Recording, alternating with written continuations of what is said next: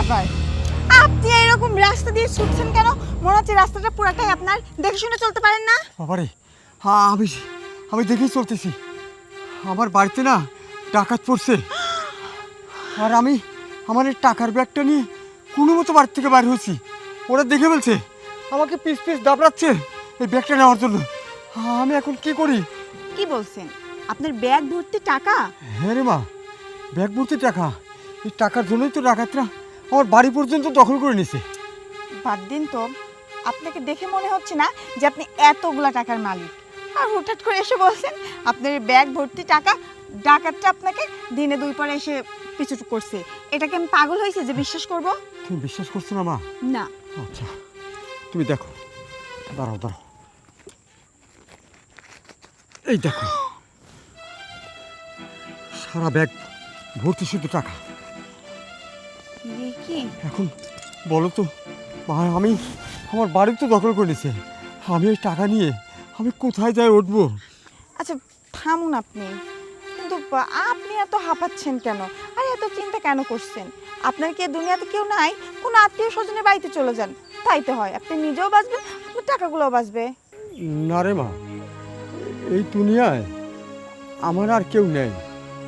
আমার একটা বাড়ি ছিল, সে বাড়িটাও না ডাকাতরা দখল করে নিয়েছে। কি বলছেন? এত বড় দুনিয়াতে আপনার কেউ নেই? আচ্ছা শুনুন, আপনি যদি কিছু মনে না করেন, আপনি চাইলে আমার সাথে আমাদের বাড়িতে যেতে পারেন। আপনার থাকাতেও কোনো অসুবিধা হবে না, আর আপনার কাছে যে টাকাগুলো আছে এগুলো গচ্ছিত থাকবে। আচ্ছা তুমি যদি আমাকে নিয়ে যাও তোমার বাড়িতে, কিন্তু সবাই তো জিজ্ঞেস করবে এটা কে, তুমি কি পরিচয় দেবে? ও নিয়ে আপনি চিন্তা করবেন না।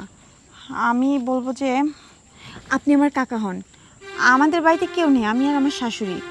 আমার শাশুড়ি যদি জিগায় তাহলে বলবেন যে হ্যাঁ আমি ওর কাকা হই, আর বেশি কিছু বলতে হবে না, বাকিটুকু আমি দেখে নেব। আপনি কি যাবেন? ঠিক আছে, চলো না। চলুন।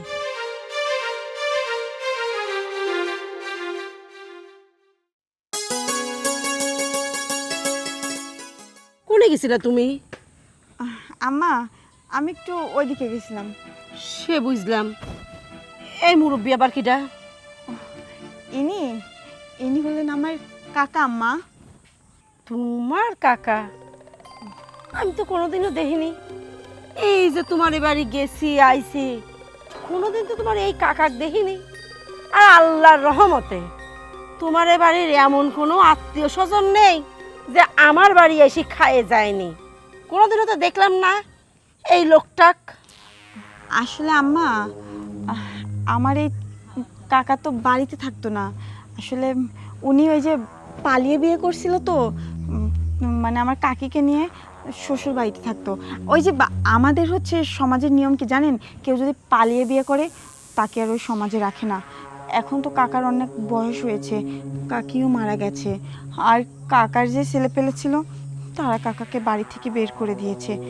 কাকার সাথে হঠাৎ করে আমার রাস্তায় দেখা, আমি তো কাকাকে দেখে প্রথমে চিনতেই পারিনি। আমি যখন সে ছোট্ট ছিলাম তখন কাকাকে দেখেছি। এখন কাকার অনেক বয়স হয়ে গেছে, তাই দেখে নিজেকে ধরে রাখতে পারলাম না। ভাবলাম হাজার হলেও তো আমারই রক্ত, তাই বললাম কাকা আপনি কোনো চিন্তা করবেন না, আপনাকে আমি আমাদের বাড়িতে নিয়ে যাব। আম্মা, আপনি কি খুব রাগ করেছেন? না, বুঝেছি। এই যে শোনেন বিআই সাহেব, সবই হয়েছে পাপের শাস্তি, বুঝছেন? এই যে বাপ মার দোয়া ছাড়া যারা বিয়ে করে তারে বিবাহিত জীবনেও সুখী হয় না। তা আপনার হয়েছে সেই দশা, আপনিও সুখী লাভ, বুঝছেন? এটা ভিটে ছাইড়ে তো শ্বশুর বাড়ি যাইছিলেন। যাই হোক, সবই আল্লাহর ইচ্ছা। কথা হচ্ছে কি, চলেই যখন আইছেন থাহেন, বাকি জীবনটা আল্লাহর কাছে মাপ চান আর আল্লাহ বিল্লাহ করে কাটান। যাও, তোমার কাকাক বাড়ির ভিতর নিয়ে যাও। আচ্ছা ঠিক আছে আম্মা, আপনি কি কোথাও যাচ্ছেন? হ, তোমার চাচি সাউরে হেনে যাচ্ছি। মহিষের গুড়ি ফরি গেছে, তোমাক দিয়ে আনা চাইছিলাম, তোমার তো খোঁজ খবরই পাইলাম না কোনো আমি। আচ্ছা আম্মা ঠিক আছে, আপনি নিয়ে আসুন, আমি গিয়ে কাকার একটু নাস্তা পানির ব্যবস্থা করি। দেখুন না, না খেয়ে খেয়ে কী অবস্থা হয়েছে। হ, ফ্রিজে দেহে ট্যাঙ্গুলানি আছে, ওইটিও বাইর করে দিও। ঠিক আছে আম্মা। কাকা আসুন। চলো। কালে কালে কত কি দেখবো। ওর বাপ তো ফর্সা দেখেছিলাম, কাকা আবার ওইরকম কালাকে দেখতো যত না।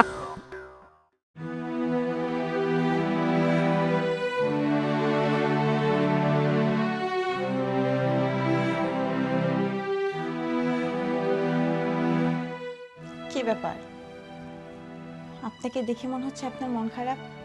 কি হয়েছে আপনার? না, হয়নি কিছু।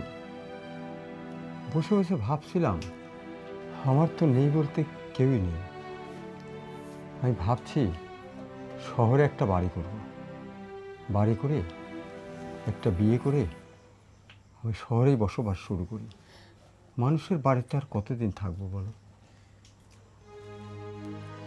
ওটাই ভাবছি বসে বসে। বিয়ে করে শহরে থাকবো, বাড়িটা বোন নামে দিয়ে দেবো। কি বলছেন? শহরে বাড়ি করে এত দামি বাড়ি আপনার বউয়ের নামে লিখে দেবেন? দেব, যে আমার বউ হবে তাকে আমি আমার বাড়িটা লিখে দেবো। আচ্ছা, আপনি যে বিয়ে করতে চাচ্ছেন, তা আপনার কি মেয়েটি পছন্দ আছে, নাকি পছন্দ করে বিয়ে করবেন? আর আপনার কেমন মেয়ে পছন্দ আমাকে একটু বলবেন? না, আমার এখনো কোনো মেয়ে পছন্দ নাই, তবে আপনার মতো এরকম একটা সুন্দরী মেয়ে হলেই আমার হবে। আর আমি আপনার মতো একজন সুন্দরী মেয়েকে বিয়ে করে বাড়িটাও লিখে দেব। আর আমার টাকা পয়সা আছে না, আমি ব্যাংকে ওর নামে অ্যাকাউন্ট করে ওর অ্যাকাউন্টেই আমি রেখে দেব। কারণ বউ যখন আমার, টাকা পয়সা সবই আমার। কি বলছেন? আপনি এত কিছু চিন্তা করেন? তা ওই যে একটা কথা বললেন যে আমার মতো মেয়ে নাকি পছন্দ, আমাকে আপনার পছন্দ হয় না? না, আপনাকে পছন্দ হবে না কেন? আপনার যে সুন্দর চেহারা, আপনাকে দেখলে তো যে কোনো পুরুষ মানুষই প্রেমে পড়ে যাবে। বলছিলাম যে আমাকে যেহেতু আপনার পছন্দই হয়, তাহলে আপনি চাইলে কিন্তু আমাকে বিয়ে করতে পারেন, আমার কোনো আপত্তি নেই। না, এইটা তুমি কি বলো? তুমি তো, তোমার তো স্বামী আছে আর সে নাকি প্রবাসে থাকে। তুমি আমাকে বিয়ে করবে, তাহলে তোমার স্বামীকে কি করবে? আরে, আমার স্বামীর ব্যবস্থা আমি করে নেব। আর আমার স্বামী তো এখন প্রবাসে আছে, যখন ও দেশে আসবে তখন ওর একটা ব্যবস্থা করে তারপরে আমি আপনাকে বিয়ে করব। আপনি কোনো চিন্তা করবেন না, আপনাকে আমার অনেক ভালো লাগছে। আর আপনার এত টাকা পয়সা, এইগুলো যদি আপনি অন্য কোনো মেয়ের কাছে দেন, আমার বিশ্বাস কোনো মেয়ে আপনার কাছে থাকবে না, সবাই চলে যাবে। কিন্তু আমি আপনাকে ছেড়ে কখনো যাব না। আর তাছাড়া আমার স্বামী আমাকে অত টাকা পয়সাও দেয় না, আমাকে অত বিলাসবহুল জীবনও পার করতে দেয় না। তাই আমি সিদ্ধান্ত নিয়ে ফেলছি, আপনাকেই বিয়ে করব, যদি আপনার আপত্তি না থাকে। তুমি সত্যি বলছো? হ্যাঁ, সত্যি বলছি। তুমি আমাকে বিয়ে করবে? আমার শুনেই তো খুব ভালো লাগছে। আমার মনে হয় ভাগ্যটা ভালো। আমি তো এতদিন মনে করতাম আমার ভাগ্যটা খুব খারাপ, এখন দেখছি যে না, তোমার মতো একজন সুন্দরী সেও আমাকে পছন্দ করে। আচ্ছা শুনুন, বলছিলাম কি, আমার স্বামী যতদিন না দেশে আসে ততদিন কিন্তু আমাদেরকে লুকোচুরি করে প্রেম করে যেতে হবে। এখনই আমরা বিয়ে করব না, তারপরে ও যখন দেশে চলে আসবে তখন ওকে ডিভোর্স দিয়ে তারপরে আমি আপনার হাত ধরে চলে যাব। আচ্ছা ঠিক আছে, আপনার জন্য আমি অনেক অপেক্ষা করতে পারবো। শুনুন, এখন থেকে কিন্তু আর আপনি না, আপনি আমাকে তুমি করে ডাকবেন। তোমার জন্য আমি অপেক্ষা করতে পারবো। আচ্ছা ঠিক আছে, আমি এখন আসি। আচ্ছা যাও।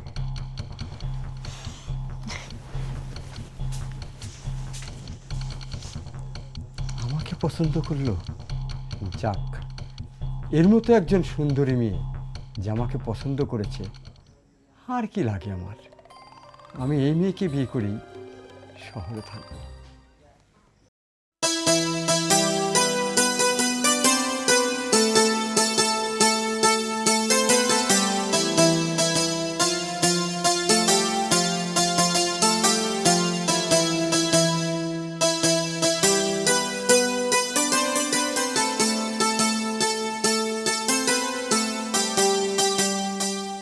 মা, মা, আখি,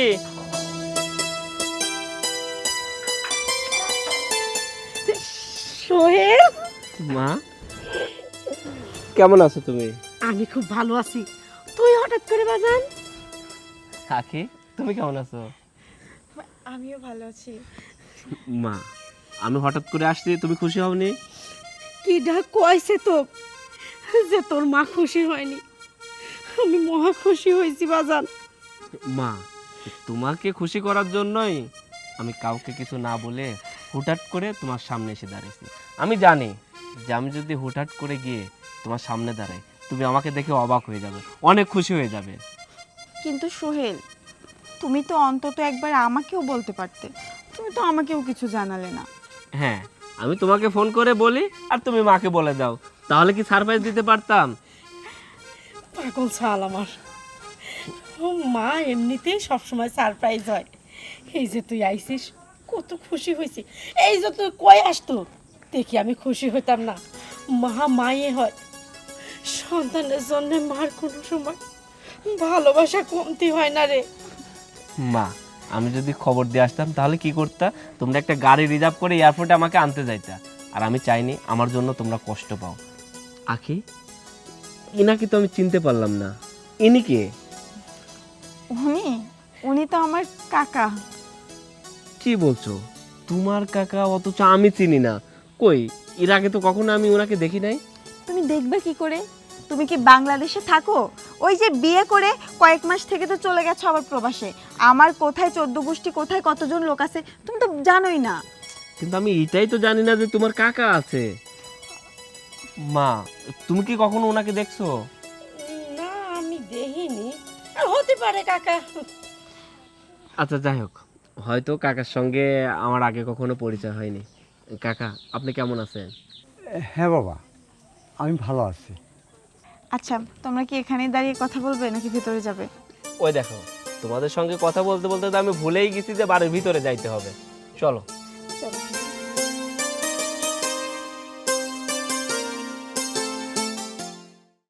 আরে আসো না। কি হয়েছে? শোনো, তোমার স্বামী তো প্রবাস থেকে চলে আসছে, তাহলে এখন কি করা যায়? হ্যাঁ সেটাই, আমিও তোমাকে কিছু কথা বলবো ভাবছি কিন্তু বলাই হচ্ছে না। এই যে এখন তো সোহেল চলে আসছে, তোমাকে তো আমি আমার রুমে থাকতে দিয়েছিলাম, এখন থেকে তুমি আর ওই রুমে থাকবা না, তুমি আমাদের যে পাশের রুমটা আছে ওইখানে থাকবা। আচ্ছা তা না হয় বুঝলাম, কিন্তু এখন তোমার স্বামী সোহেলের কি ব্যবস্থা করবে?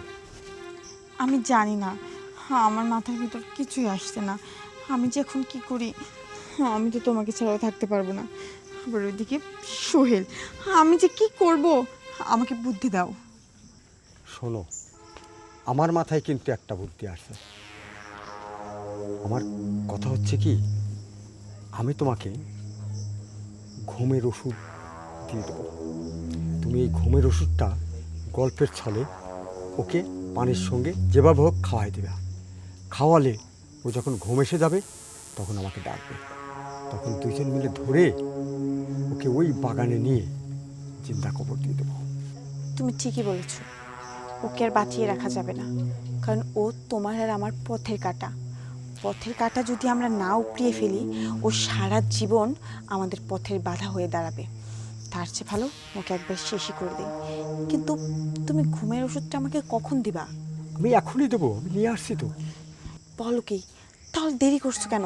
তাড়াতাড়ি আমাকে ঘুমের ওষুধটা দাও, আমি গিয়ে ওই খাওয়াই দিই। হ্যাঁ দেবো, আমি এখনই দেবো, দাঁড়াও।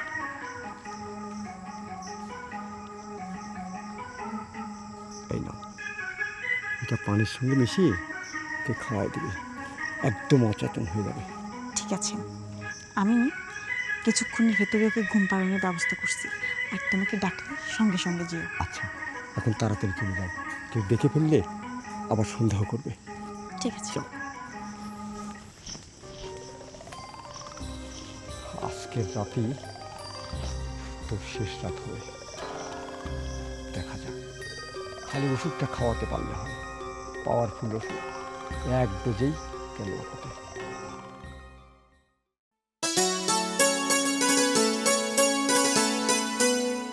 কি গো, কি করছো এত ফোনে? আর বলো না, ও প্রবাসে একটা মেল পাঠাতে হচ্ছে, ওইটাই। আরে শেষ হয়নি তো? শেষ হয়নি, শেষ হওয়ার দরকারও নেই। আমি একটা বিষয় বুঝি না, তুমি প্রবাস থেকে এসে বন্ধু বান্ধবকে সময় দিচ্ছ, না হলে ফোন টিপছ। আমি যে তোমার ঘরের বউ, আমাকে কি তুমি একটু সময় দিয়েছো? আরে আমি তোমাকে সময় দেওয়ার জন্য ওই দূর প্রবাস থেকে চলে আসছি। তোমাকে সময় দিব না তো কাকে সময় দিব বলো? সে তো দেখতেই পাচ্ছি। এটাও তো একটা কাজ, কাজটা শেষ করেই চলো আমরা কোথাও ঘুরতে যাই। থাক, আমার কোথাও ঘুরতে হবে না। আরে রাগ করছো কেন? রাগ করবো না তো কি করবো বলো? আমি যখনই তোমার পাশে আসি তখনই তুমি ফোন টিপো, আমার খুব বিরক্ত লাগে। এতদিন তো প্রবাসে একা ছিলা, অনেক ফোন দেখছো, এখন তো দেশে আসছো মাত্র কয়েকটা মাস, আমাকে কি মন ভরে দেখবা না? আমি তোমাকে দেখবো না তো কাকে দেখবো বলো? যাই হোক, কতদিন পরে তোমাকে কাছে পেলাম। জানো, আমার প্রবাসে না থাকতে আর ভালো লাগে না। এই কাজ শেষে যখন ঘুমাইতে যাই তখনই তোমার কথা মনে হয়। কি আমার কথা তোমার একবারও মনে পড়ে না? তোমাকে আমি কি করে বোঝাবো, তোমাকে ছাড়া প্রতিটা মুহূর্ত আমার শূন্য লাগে। তুমি জানো আমি কত রাত শান্তি করে ঘুমাই না, তোমাকে ছাড়া আমি ছটফট করি। শুধু এই দিনটার অপেক্ষায় ছিলাম, তুমি কবে আবার দেশে আসবা, আবার সেই তোমার বুকে মাথা রেখে ঘুমাবো। একদিনও কিন্তু ফোন করে বলো না, সোহেল তোমার আর ওই দেশে কাজ করার দরকার নেই, আমাদের এত টাকা পয়সা দিয়ে কী হবে, তুমি চলে আসো। বরঞ্চ আমি যদি আসতে চাই তাহলে তুমি কি বলো, আর কিছুদিন থাকো, আরও কিছু টাকা ইনকাম করো, তারপরে দেশে আসো। শোনো, আমি যদি তোমাকে আমার এইসব দুর্বলতার কথা বলি, তাহলে আমি জানি তুমি প্রবাসে কাজ করতে পারবে না, তোমার মনটা আমার জন্য ছটফট করবে, আর তুমি ঠিক ছুটে আসবে। সেই জন্য আমি তোমার কাছে কোনো কিছু বলি। কি হলো, কি হলো সোহেল, কি হলো তোমার? দেখে আমি পানি নিয়ে আসি।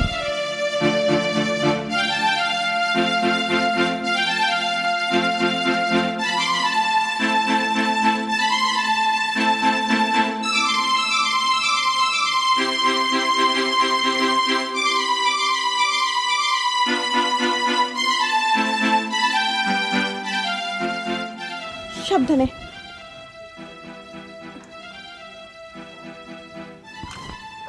এখন ঠিক আছে তো? এখন একটু ভালো লাগছে। আচ্ছা ঠিক আছে, আমার মনে হয় তোমার শরীরটা অনেক বেশি খারাপ। তুমি একটা কাজ করো, তুমি শুয়ে পড়ো, শুয়ে একটু ঘুমাও। আমারও কেমন যেন ঘুম ঘুম পাচ্ছে। আচ্ছা ঠিক আছে, দেখি।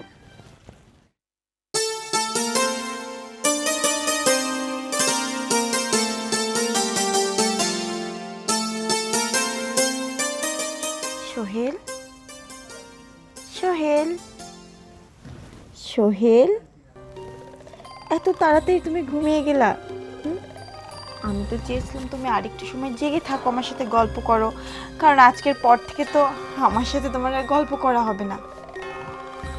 কই গো, আসো না কেন তুমি? কি ব্যাপার, কাজ হয়ে গেছে? হ্যাঁ, কাজ তো হয়ে গেছে, কিন্তু এখন এখানে আমরা কি করবো? দিয়ে যাই, জিন্দা খবর দিয়ে দেই। এখনই? এখনই। তুমি পাও ধরো।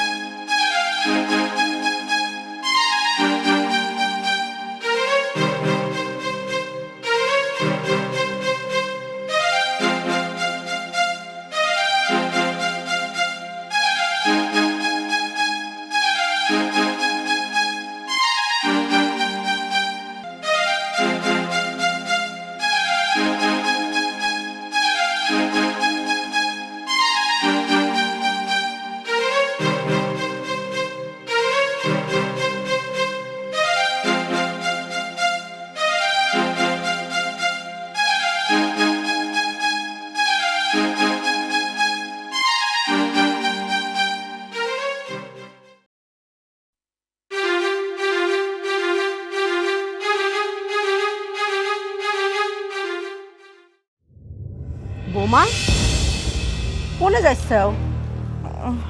আম্মা, আমি আমি আমার কাকার বাসায় যাচ্ছি একটু। ও বোমা, তোমার এই কাকাক দেখে না আমার সন্দেহ হয় জানো। এই তোমার দুজনে দেখে কাকা ভাস্তি মনে হয় না, তোমাদেরকে দেখে মনে হয় তোমরা প্রেমিক প্রেমিকা। হ্যাঁ মা, তুমি ঠিকই বলছো। এরা আসলে চাচা ভাতে জানো না, এরা সত্যি প্রেমিকার প্রেমিকা। সোহেল, তুমি পানি খাবে নাকি? গলা শুকায় যাচ্ছে। হ্যাঁ মা, আমাকে দেখে ওদের তো গলা শুকায় যাবে, কারণ ওরা দুজন মিলেই তো আমাকে জিন্দা কবর দিছে। হ্যাঁ, সেটাই তো, তোমাকে তো আমরা জিন্দা কবর দিয়ে আসলাম, কিন্তু তুমি বেঁচে ফিরলে কিভাবে? ওমা, আসলে তো এই তুই বাঁচলো কি করে? আসলে তো মা, আমি আসলে বাঁচলাম কিভাবে? দেখ তো কথা, ওরা তো জানেই না, ওরা জানানি লাগবে না। তাহলে জানিয়ে দাও। তাহলে জানো,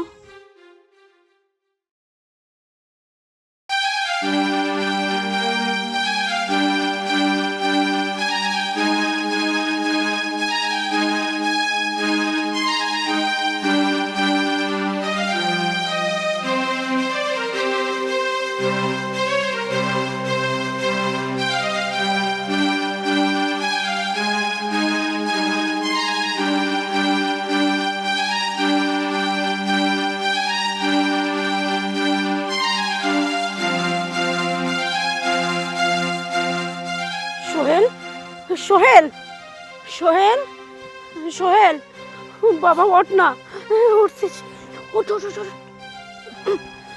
ওঠ বাসন।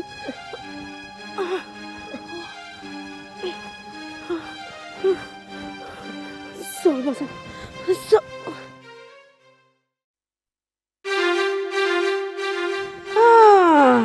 জানতে পারিস তাহলে খুব শখ বইনার নাম ধরে সংসার করা, তাই না? হ্যাঁ, তুই কি ভাবিছিল আমার সাওয়ালে তুই মাইরে জিন্দা কবর দিব, আর আমার মতো একটা মা থাকতে তুই পার পেয়ে যাব? হ্যাঁ মা, তুমি কাদেরকে কি বলছো? ওরা তো তোমার চোখের আড়ালেই আমাকে ঘুমের ওষুধ খাইয়ে আমাকে জিন্দা কবর দিয়েই দিছিল। আখি, তুমি এমন কাজটা কেমন করে করলে? তুমি না আমাকে অনেক ভালোবাসো, তুমি আমার জন্য জীবন দিতে পারো, কিন্তু আমি জানতাম না যে আমার জীবন তুমি কেড়ে নিতে পারো। আমার মতো একজন প্রবাসীকে তুমি জিন্দা কবর দিয়ে দিলা। হায় রে ভালোবাসা! আমি যখন প্রবাসী ছিলাম ফোন করে কত মিষ্টি মিষ্টি কথা বলতে, আমি যখন বলতাম আখি আমার আর এই দেশে ভালো লাগতেছে না, আমি বাংলাদেশে যেতে চাই, তুমি আমাকে কি বলতে? সোহেল, আর কিছুদিন থাকো, আরো বেশি টাকা ইনকাম করো, তারপরে তুমি দেশে আসবা। আমি ভাবতাম আমার বউ আমাকে অনেক ভালোবাসে, আমার বউ চায় আমি অনেক টাকা ইনকাম করব, তারপরে একবারে দেশে গিয়ে একটা ব্যবসা করব, আমরা বাকি জীবনটুকু অনেক সুখে থাকব।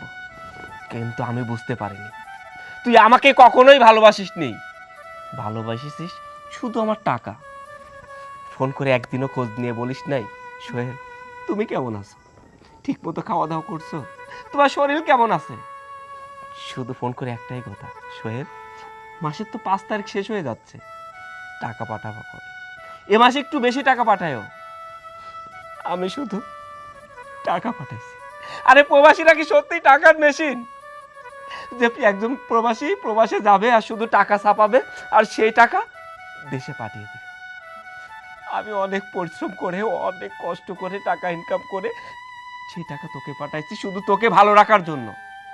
আর তুই কি করলি, আমার মতো একজন প্রবাসীকে জিন্দা কবর দিলি একজন পরপুরুষের জন্য। কিন্তু তুই কি জানিস সে লোকটা আসলে কে? ও হচ্ছে এলাকার চিটার। অনেক এলাকাতে এরকম ভাবে যায়, মানুষের সঙ্গে ছলনা করে, মেয়ে মানুষের সঙ্গে ছলনা করে ভুলিয়ে ভালিয়ে তার সাথে সম্পর্ক গড়ে তোলে, অনেক পরিবারকে ধ্বংস করে। কিন্তু সবচেয়ে মজার বিষয় কি জানিস, এই তোর মতো মেয়েরা যারা এইরকম বদলোকের ফাঁদে পড়ে, এই মেয়েগুলোকে নিয়ে গিয়ে পতিতলায় বিক্রয় করে দেয়। তোর ভাগ্যেও সেটাই আছে। আমিও চাই ওনার হাত ধরে তুই এই বাড়ি ছেড়ে চলে যা, আর তোর মতো মেয়ের পতিতলার স্থানটাই যোগ্য স্থান। সোহেল, আমি এখন বুঝতে পারতেছি আমি তোমার সাথে যা করেছি খুব অন্যায় করেছি। আসলে এই লোকের টাকা পয়সা দেখে আমি অনেক লোভে পড়ে যাই, তার জন্য আমি এমন একটা খারাপ কাজ করে ফেলেছি তোমার সাথে, তোমাকে হত্যা করার চেষ্টা করেছি।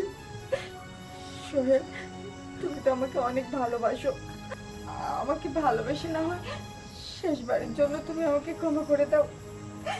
আমি তোমাকে কথা দিচ্ছি আজকের পর থেকে আমি আর কখনো এরকম নোংরা কাজ করব না। আম্মা, আপনিও আমাকে ক্ষমা করে দিন। না, তোর কোনো ক্ষমা নেই। তোর এত বড় সাহস, তুই আমার সওয়ালে জিন্দা কবর দিছিস। এই মুহূর্তে তো চুলের মুঠি ধরে টানতে টানতে বাড়ির থেকে বাইর করে দেবো। মা, ওদের চুলের মুঠে ধরে বাড়ি থেকে বের করার দরকার নেই, তার চাইতে 4 হাতে 1 করে দাও, ওরা বাদ বাকি জীবন সুখে শান্তিতেই কাটায়। কি এখনো দাঁড়িয়ে আছিস কেন? বের হ, বের হতে বলছিস।